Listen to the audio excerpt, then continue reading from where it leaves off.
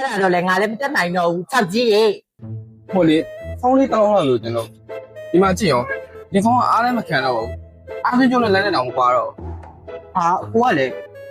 ဖုန်းနဲ့ပါဝါဘက်နဲ့ကျွဲနေရတာဒါမှမဟုတ်လက်ထပ်ထားတာလား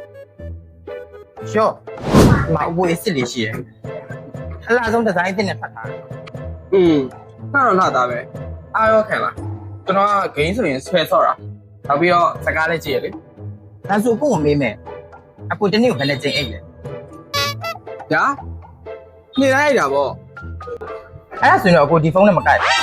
ဘာလို့လဲဆိုတော့သူ့ရဲ့ဘက်ကြီးကကြာ9000လောက်ပါတယ်လေအဲ့တော့အခုအိတ်သွားမယ်ဆိုလို့ရှိရင်တော့ကိုညဘက်ဆိုလို့ရှိရင်မှသူကဆက်ဆော့လို့ရတယ်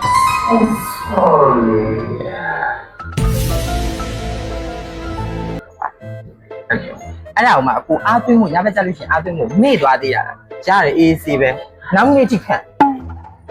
အားခံတာတော့ဟုတ်ပါပြီအမေဖုန်းကလေးနေရော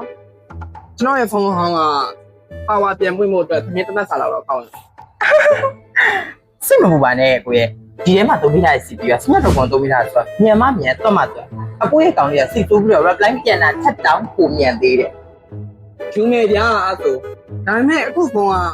အတားကြီးခံနေဆိုတော့ကျွန်တော်ကိုဖုန်းတက်တဲ့အချိန်ကြာလို့ရှိရင်မရှိတော့ဘူးဆိုပြီးလည်းမရတော့ဘူးပေါ့နော် အဲ့ဒါတော့လေငါလည်းမတက်နိုင်တော့ဘူးချက်ကြီးရေ